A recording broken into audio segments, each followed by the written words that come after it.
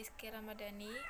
Saya dari kelompok 11 dengan NIM 1190-143. Di sini saya akan menjelaskan materi yang berjudul Mekanisme Pasar dalam Islam.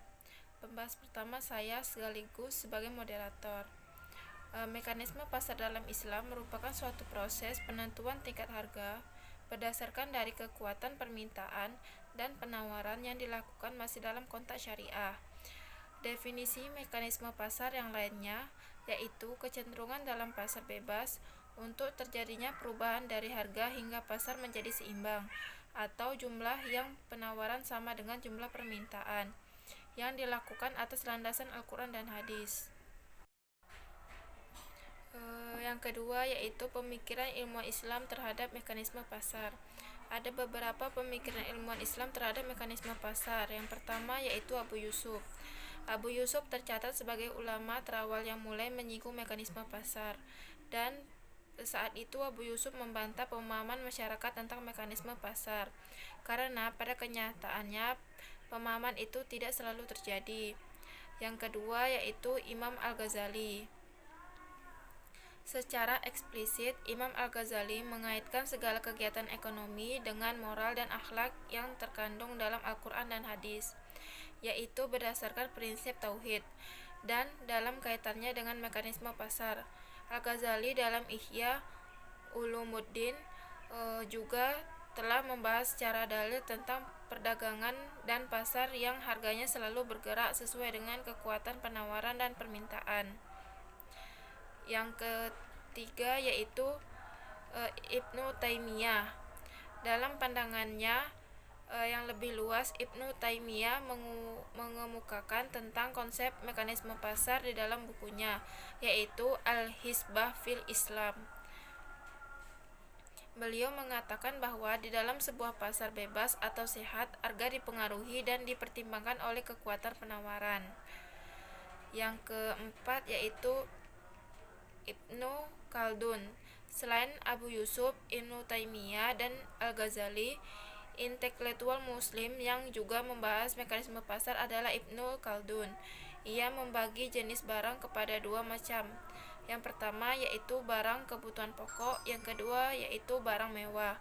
Menurutnya, bila suatu kota berkembang dan populasinya bertambah, maka persediaan pengadaan barang-barang kebutuhan pokok melebihi kebutuhan, sehingga penawaran meningkat dan akibatnya harga menjadi turun.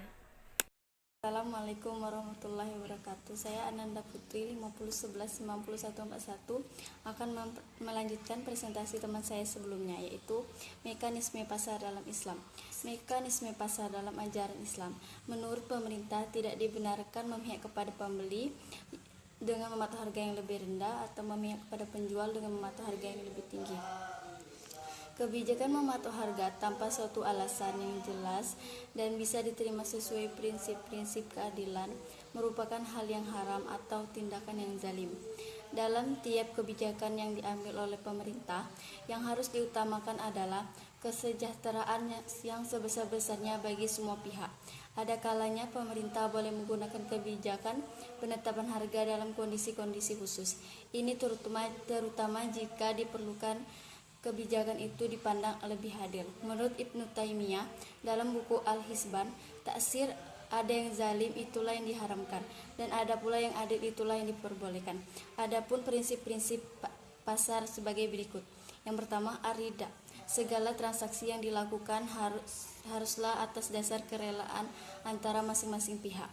Yang kedua, persaingan sehat, yaitu mekanisme pasar akan terhambat bekerja jika terjadi penimbunan, ihtikar atau monopoli. Dapat diartikan penahanannya akan merugikan atau membahayakan konsumen atau banyak orang. Yang ketiga, kejujuran. Islam melarang tegas melakukan kebohongan dan penipuan dalam bentuk apapun, sebab nilai kebenaran ini akan berdampak khusus dan berdampak langsung kepada para pihak yang melakukan transaksi dalam perdagangan dan masyarakat secara luas. Selanjutnya, keterbukaan serta keadilan. Transaksi yang dilakukan dituntut untuk berlaku benar dalam pengungkapan kehendak dan keadaan yang sesungguhnya. Islam mengatur agar persaingan di pasar dilakukan dengan adil. Setiap bentuk yang ada menimbulkan ketidakadilan akan dilarang, yaitu talaki rukban. Pedagang yang menyongsong di pinggir kota mendapat keuntungan dari ketidaktahuan penjual dari kampung akan harga yang berlaku di kota.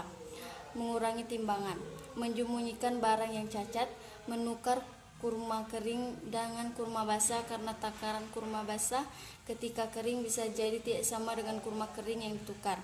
Menukar barang dengan kualitas bagus dengan kualitas sedang. Transaksi najasi, si penjual menyuruh orang lain memuji barangnya agar orang lain tertarik. Lalu penimbunan, lalu menjual barang di atas harga pasar. Dalam ide mekanisme pasar, hampir semua buku teks ekonomi yang ada mengatakan bahwa ide ini merupakan sumbangan pemikiran Adam Smith. Padahal kalau ditelusuri dari sejarah, jauh sebelum Adam Smith lahir, Nabi Muhammad sudah terlebih dahulu menganjurkan kepada umatnya untuk memanfaatkan mekanisme pasar yang menyelesaikan masalah-masalah ekonomi dan menghindari sistem penetapan harga oleh otoritas negara kalau tidak terlalu diperlukan. Selanjutnya, dalam kehidupan sehari-hari, sering kita menjumpai bentuk-bentuk keadilan, bahkan sampai bersumpah atas barang yang dijual agar laku terjual, dan menikmati banyak barang. Itulah yang dapat saya sampaikan. Assalamualaikum warahmatullahi wabarakatuh. Nama saya Vika Nadila dengan nomor NIM 50119014 Baiklah, saya akan melanjutkan presentasi sebelumnya. Langsung saja, judulnya yaitu investasi pasar dalam mekanisme pasar dalam Islam. Menurut Islam, negara memiliki hak untuk ikut campur dalam kegiatan ekonomi yang dilakukan oleh individu-individu, baik untuk mengawasi kegiatan ini maupun untuk mengatur atau melaksanakan beberapa macam kegiatan ekonomi yang tidak mampu dilaksanakan oleh individu-individu. Keterlibatan negara dalam kegiatan ekonomi pada permulaan Islam sangat kurang, karena masih sederhananya kegiatan ekonomi yang ketika itu.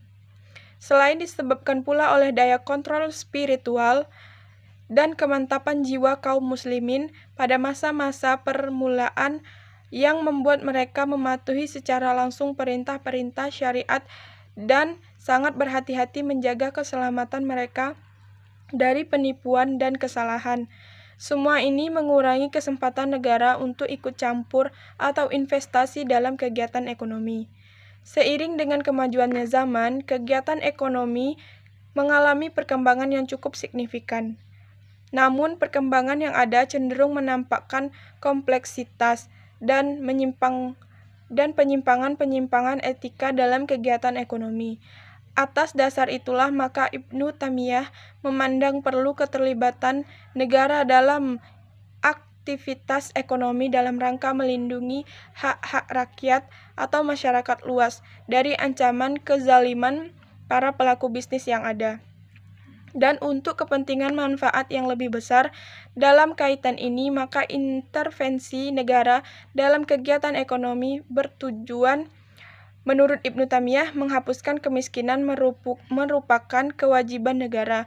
Beliau tidak memuji adanya kemiskinan. Dalam pandangannya, seseorang harus hidup sejahtera dan tidak tergantung pada orang lain, sehingga mereka bisa memenuhi sejumlah kewajibannya.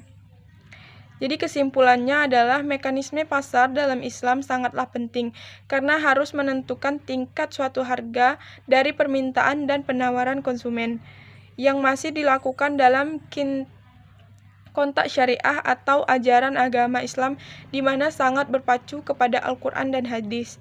Adapun beberapa pemikiran ilmuwan terhadap mekanisme pasar seperti Abu Yusuf, Imam Al-Ghazali, Ibnu Taimiyah, dan Ibnu Khaldun yang memberikan penjelasan tentang mekanisme pasar dalam perspektif Islam.